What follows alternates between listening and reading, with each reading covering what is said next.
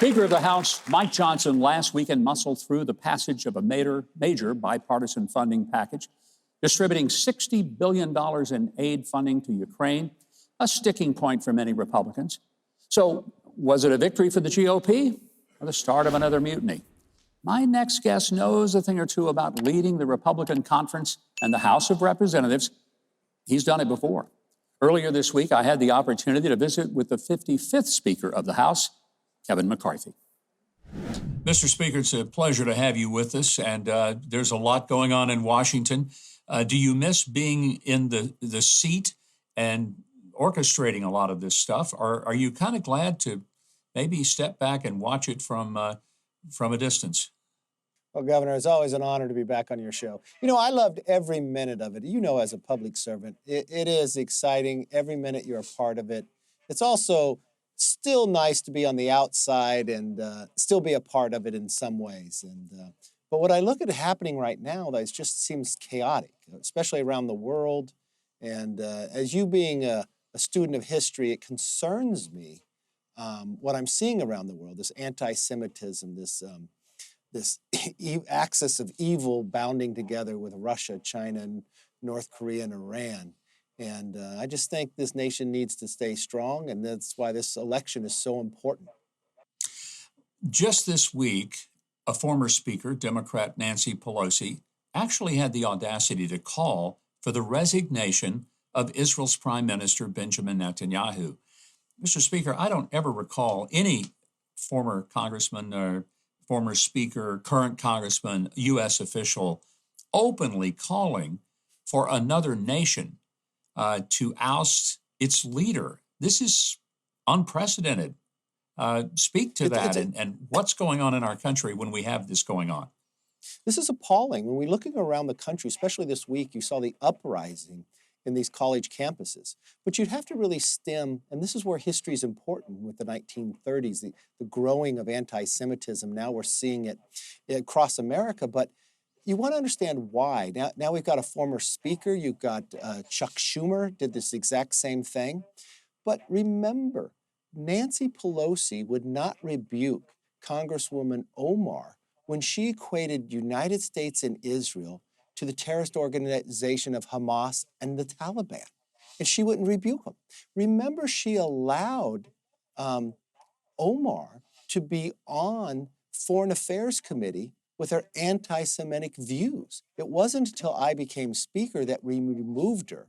And even when I was speaker, you had Congresswoman Tlaib wanting to hold inside the U.S. Capitol an anti-Semitism, anti-Israel meeting that I took the room away. But you had Bernie Sanders hold it in his office. So if you wonder what's happening on college campuses, a lot of it seems to be stemming because the Democrats allowing it in our halls of Congress to go forward, and this is why you've got to stop it. Could you imagine having paid for your child to go to Columbia, and now all the classes are being shut down?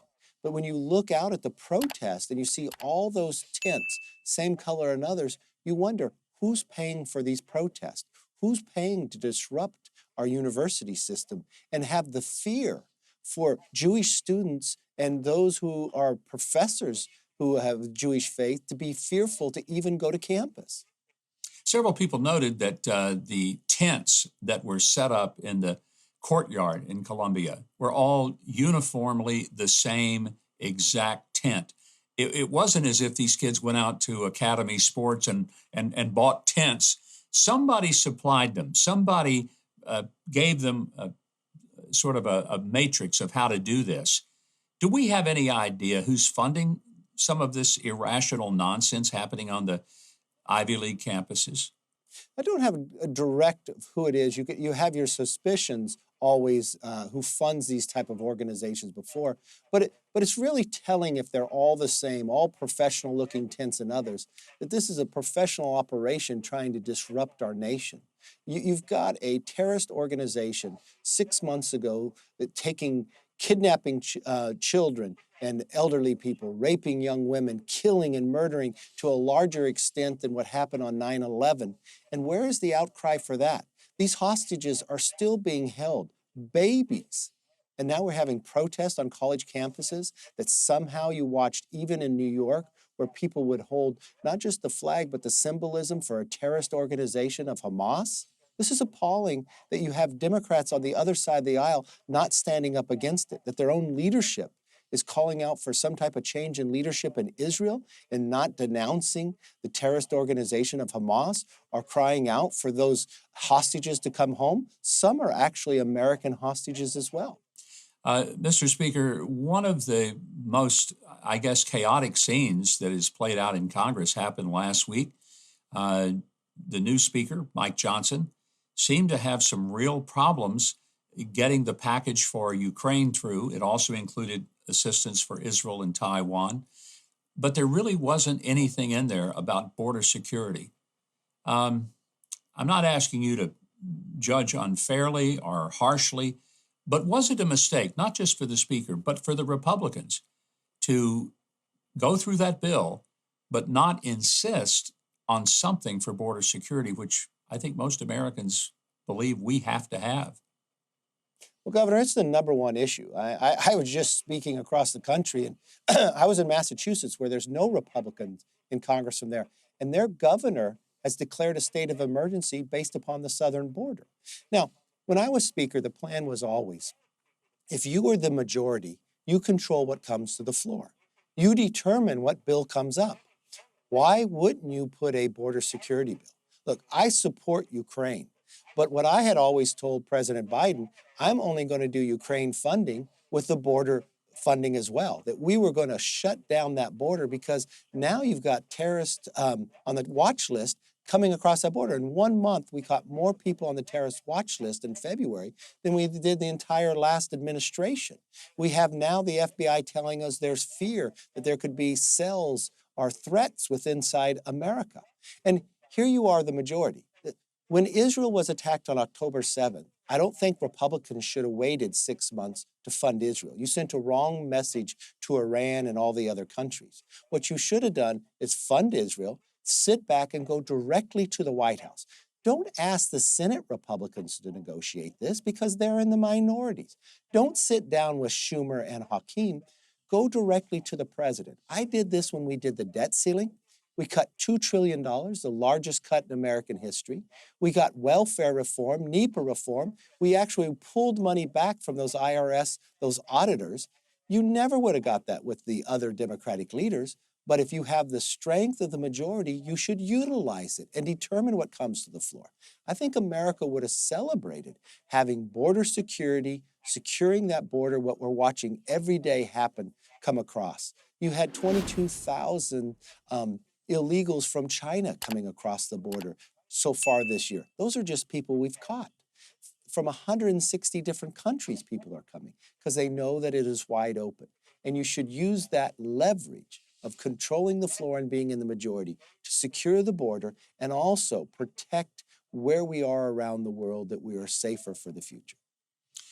There was basically a coup d'etat that was staged against you when you were the Speaker not that very long ago, led by Florida Congressman Matt Gaetz.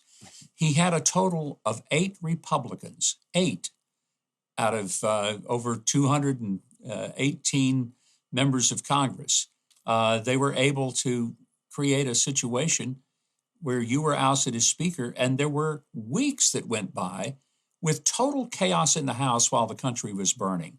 I know many of us were very concerned that it's one thing to say we want fresh leadership. You know, people have a right to think that, whether they need it or not. But you ought to be able to count to 50 plus 1 in terms of the percentages to realize that if you don't have the numbers, you don't get there. Reflect back on that whole situation. It must have been frustrating to see a rebellion by so small a number, but that led to such a chaotic result.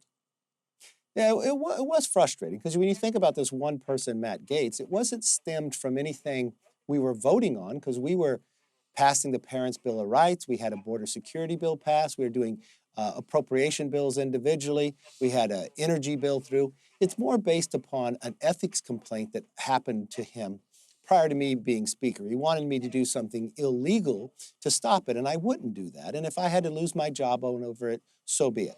But to have 8 members partner with every single Democrat to determine who could be speaker, to bring chaos, and what have we been able to pass since that move forward? No new real policy. But you had 94% of the Republicans say this is who they want to be speaker.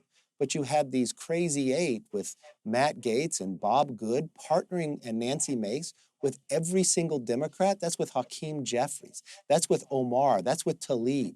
You know, Swalwell and Schiff were really upset with me because I removed them from the Intel Committee. But those are the people that Gaetz, Nancy Mace, and Bob Good worked with. Omar, Tlaib.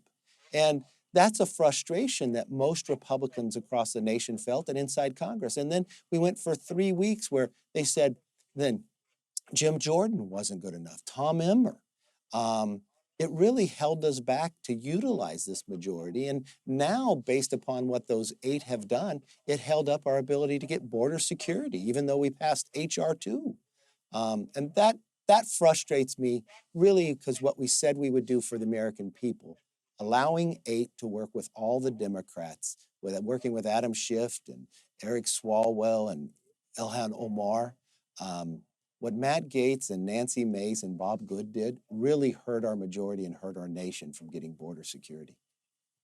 And I want to speak to the politics of it because, Mr. Speaker, I recall you raised money and helped get elected some of these very people who then turned on you.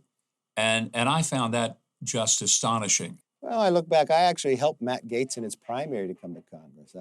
I raised more than $6 million, so Nancy Mace, even in her primary to become, and Bob Good more than $2 million to win the general election. But look, I don't do that so someone would be helping me. I did that to try to help the nation. So I kind of look back at myself, maybe that was a bad judgment. Had I known ahead of time they were going to work with Democrats to try to control who could become Speaker in the House, I probably would have thought differently. But I'm proud of what we've been able to do. When I came into Minority Leader and Nancy Pelosi became Speaker, we grew 5 seats in California, 5 in New York. We elected the most Republican women, the most minority Republicans in the history of Congress. And we won when Republicans lost the White House and 2 terms in the Senate. We won both times. And I believe this election cycle, it's easier to win more seats in the House than it has been for the next 2. But unfortunately, the fundraising now is much lower than it was before. And then now the chaos as what that created has hurt it at the same time too. I just think they're probably not being loyal to their constituents of what they said they would do, Bob Good, Nancy Mace, and Matt Gaetz, by working with all the Democrats. Mr. Speaker, it's been a pleasure to visit with you. Thanks for coming on the program, and we look forward to visiting again. I wish you nothing but the best. It's always been a joy to call you friend, and great to have you here. Thank you, Governor, and God bless.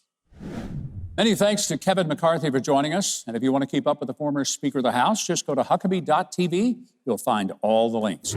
Hey, Mike Huckabee here. Listen, if you love your mom, apple pie, and being conservative, you know you ought to subscribe to the channel, hit the notification bell, and click the like button, and show all the leftists out there that conservatives are thriving and patriotism is far from dead. Am I pandering too much? No way. I'm just getting started.